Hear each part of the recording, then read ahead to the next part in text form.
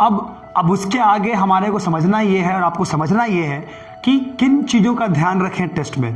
तो अब मैं जो बताने वाला हूँ एग्जैक्टली उस बेस से बताने वाला हूँ कि किन किन चीज़ों का हम बेसिक ध्यान रखें। तो अगर हम विजुअल कम्युनिकेशन की बात करते हैं, यानी कि केवल कम्युनिकेशन डिज़ाइन वाली बात करते हैं, तो आप देखिएगा कितने तरह क्वेश्चंस बनते हैं। अब जो मैं डिस्कशन करूंगा वो बेसिक सैम्पल पेपर के हिसाब से जो होता है उस पर करने वाला हूं। तो आप देखिएगा कि एक क्वेश्चन होता है जो बिल्कुल डिटेल्ड ड्राइंग की बात करते हैं, जिसमें हम डिटेल ड्राइंग की बात करते हैं।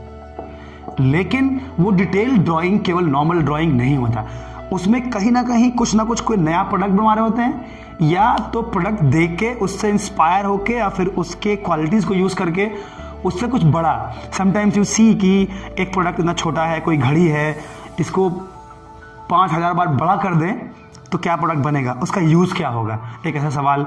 या फिर वो बोल देते हैं कि आपको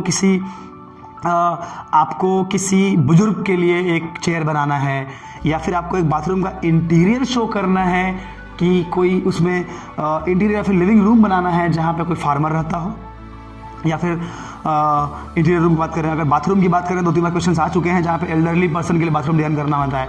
एक बार तो एल्डरली के लिए बकेट डिज़ाइन करना आया था। मतलब ऐसे क्वेश्चंस आते रहते हैं। तो बेसिकली पहला हम देखेंगे कि डिटेल ड्राइंग, जब हम प्रोडक्ट डिज़ाइन की बात करते हैं, ऑब्जेक्ट की बात करते हैं, तो ऑब्जेक्ट की जब बात करेंगे तो वहाँ पे आपको समझ में आएगा कि this is totally industrial design. यानी कि जितने बच्चे टेस्ट दे रहे हैं उनका इंडस्ट्रियल असेसमेंट, मतलब इंडस्ट्रियल थॉट, कि वो नए प्रोडक्ट्स को डेवलप करने का थॉट रखते हैं कि नहीं रखते हैं। वापस मैं रिपीट करता हूँ, आपको ध्यान रखना पड़ेगा कि आप नए प्रोडक्ट्स को डेवलप करने का स्ट्रेंथ आपके अंदर है कि नहीं, आपका माइंड कुछ नया चीज़ को बना सकता है कि नहीं। फॉर एग्जाम्पल मान लीजिए कि एक स्टडी टेबल है। अभी हमारे टेस्ट सीरीज में मैंने क्वेश्चन दिया था हम लोगों ने, जहाँ पर you have to design study table for anganwadi. अब आंगनबाड़ी को जानना इंपॉर्टेंट है। यानी कि आंगनबाड़ी क्या है, आपके देश में जो बेसिक एजुकेशन जो गवर्नमेंट देती है, जो मिनिमम यानी कि जो रूट एजुकेशन है, वो आंगनबाड़ी है। तो कितनों को लगता है कि मैं तो शहर में रहता हूँ, तो मुझे या रहती हूँ, तो मुझे क्या ही फ़र्क पड़ता है, क्या फ़र्क पड़ता है कि मैं जानूँ आंगनबाड़ी क्या है। नहीं, आपको जानना पड़ेगा। क्यों? क्योंकि आपका ये नेशनल लेवल प्रोजेक्ट है।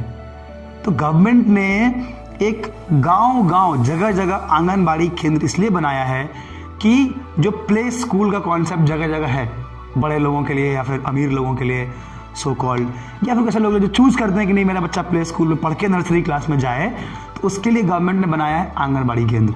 तो उसमें पढ़ने जाने वाले बच्चों की एज की लिमिट क्या होगी, या फिर उसके बाद वो किस उम्र के होंगे, क्या लेके जाएंगे, क्या लेके नहीं जाएंगे, अगर बैग कैरी कर रहे हैं तो कितना भारी होगा, क्या होगा, पढ़ने जाए तो टेबल कैसा होगा पढ़ने के लिए।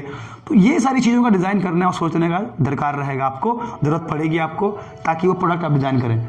But eventually end of the day what are we designing, we are only designing a product.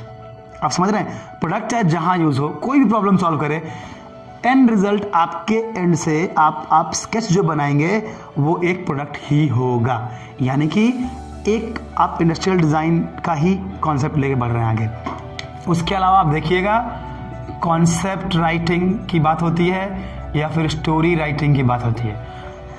Story writing की हम बात करते हैं तो वो क्या है, it's a type of communication, it's kind of writing content, it's kind of a PR, it's kind of how you write about a product, how you promote the product. So basically when you talk about concept writing, you'll have to explain that how and what have you designed. Sometimes you get to write stories, you'll get keywords, you'll get a visual, उसको लिखना होता है। कितने बार last year अभी एक बहुत ही common सा सवाल है जो बार बार बच्चे पूछ रहे हैं, all that glitters is not gold.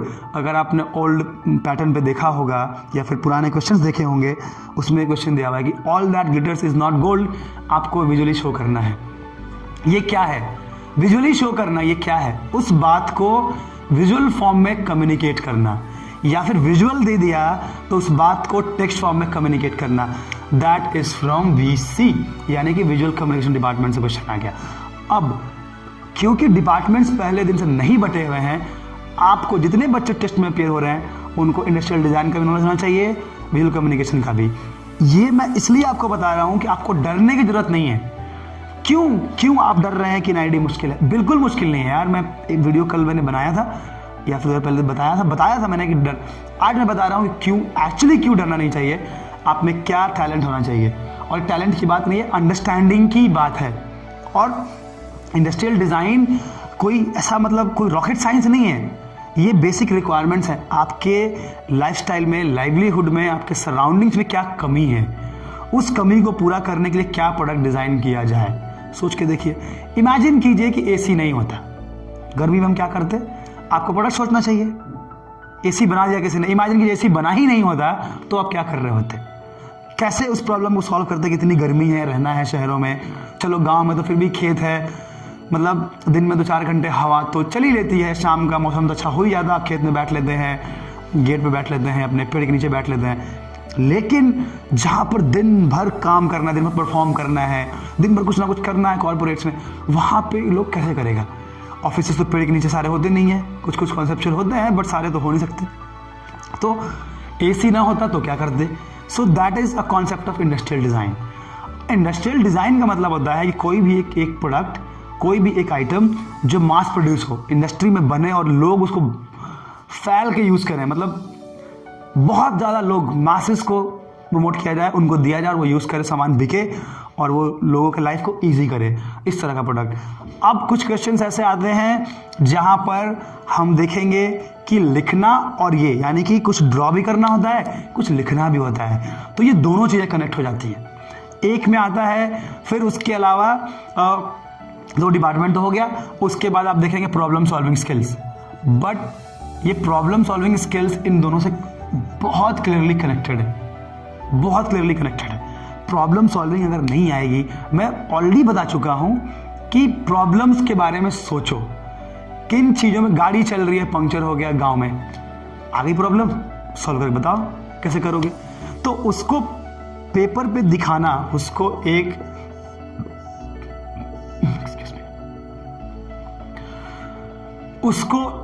इस बॉक्स में दिखाना, ये बहुत इंपॉर्टेंट है। आप वो कैसे दिखाओगे?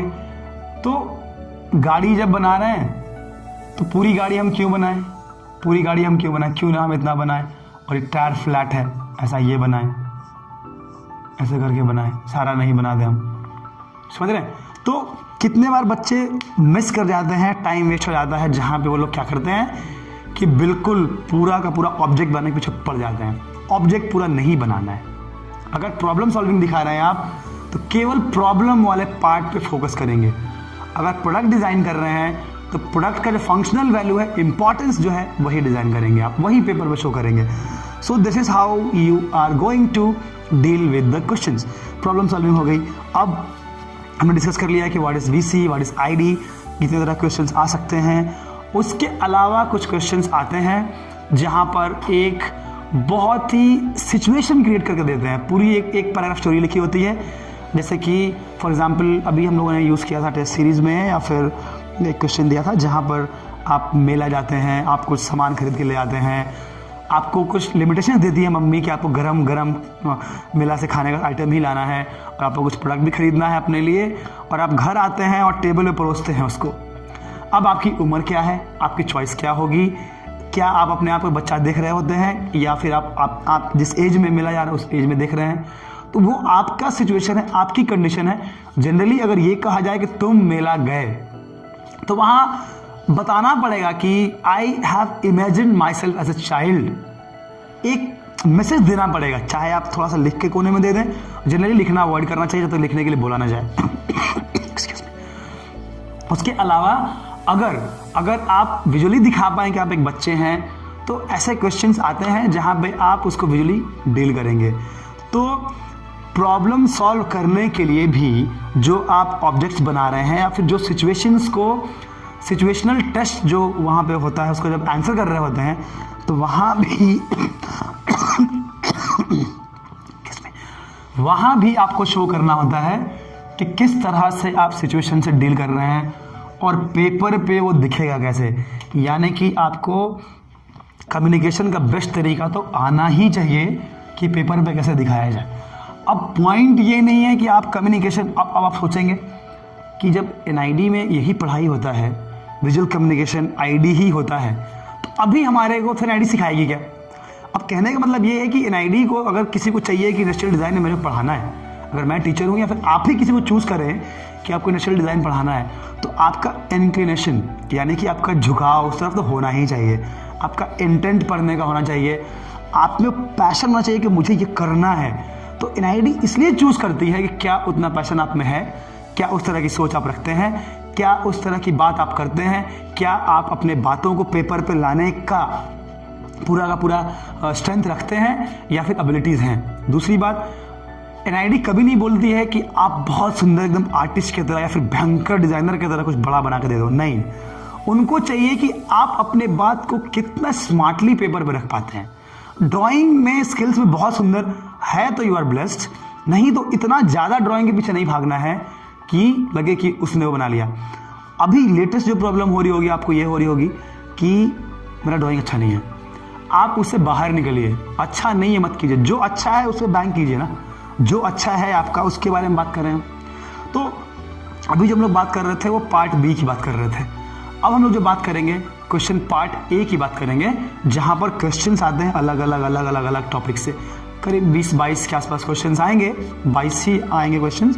तो उस 22 क्वेश्चन में अलग अलग टॉपिक्स कहाँ से क्यों उठाते हैं, रीजनिंग पूछा तो क्यों पूछा, अगर कैलकुलेशन पूछने की बात कर रहे हैं तो क्यों पूछ रहे हैं, तो ये सारी चीज़ें हैं जिनका आपको ध्यान रखना पड़ेगा। देश के सबसे बड़े डिजाइन समुदाय में आपका स्वागत है। DAD परिवार का एक हिस्सा बनने के लिए आज ही रजिस्टर करें और डिजाइन जागरूकता अभियान के सभी साधनों का इस्तेमाल करें। Welcome to the India's biggest design community. Register officially to be a DAD member and utilize all the resources of Design Awareness Drive.